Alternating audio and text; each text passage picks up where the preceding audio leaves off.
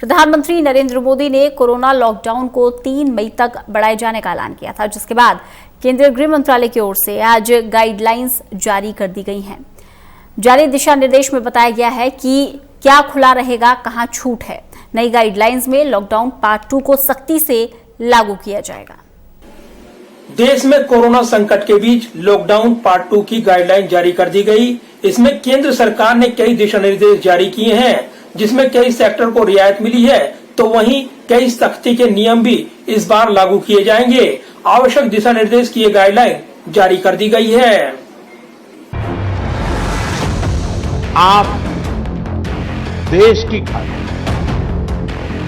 एक अनुशासित सिपाही की तरह अपने कर्तव्य निभा रहे हैं। मैं आप सबको आदरपूर्वक नमन करता हूं। इस दौरान हमें अनुशासन का उसी तरह पालन करना है जैसे हम करते आ रहे हैं। देश में कोरोना संकट के बीच प्रधानमंत्री नरेंद्र मोदी द्वारा लॉकडाउन की अवधि को 3 मई तक बढ़ाए जाने के बाद आज केंद्रीय गृह मंत्रालय की ओर से आवश्यक गाइडलाइन जारी कर दी गई।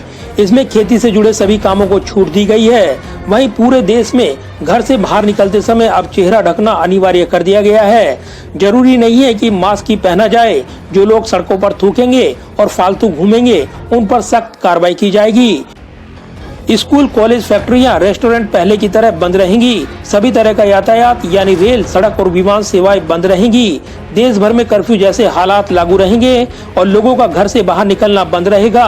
हालांकि जरूरी सेवाएं जारी रहेंगी।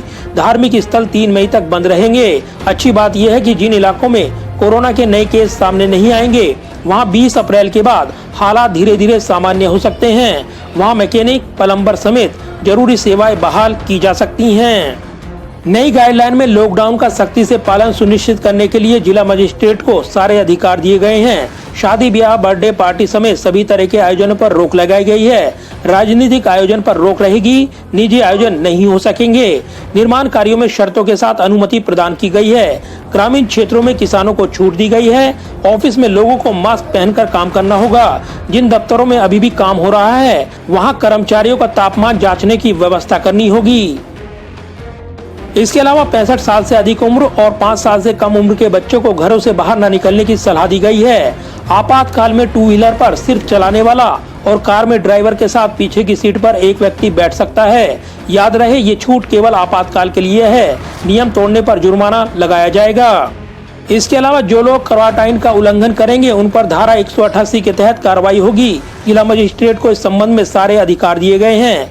कृषि क्षेत्र को रियायत दी गई है। इसी तरह जरूरी उद्योगों में काम चलता रहेगा, लेकिन अन्य उद्योग अभी बंद रहेंगे। बैंक की शाखाएं, एटीएम, एपीएम, पोस्टल सर्विस चालू रहेगी।